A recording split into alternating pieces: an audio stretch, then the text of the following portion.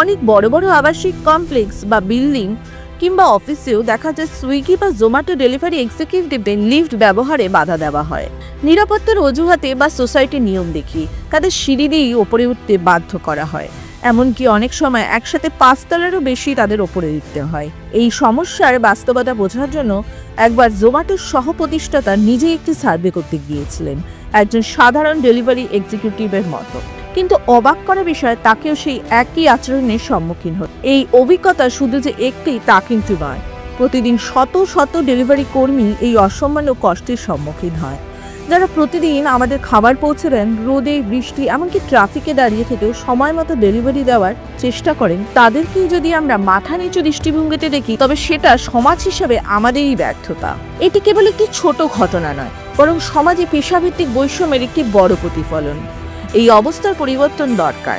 Lift ব্যবহারে বাধা দেওয়া মানে একজন পরিশ্রমী মানুষকে অপ্রয়োজনে কষ্ট দেওয়া। শুধু খাবার নয়, আমাদের মনোভাবেও যদি একটু মানবিকতা যোগ করা যেত, তাহলে সমাজটা আরো সুন্দর হতো। আপনার কি মনে হয়, এই সমস্যার সমাধানে আবাসিক সোসাইটিগুলোর বিশেষ নীতিমালা বা আইন করা উচিত? অবশ্যই আমাকে জানাবেন।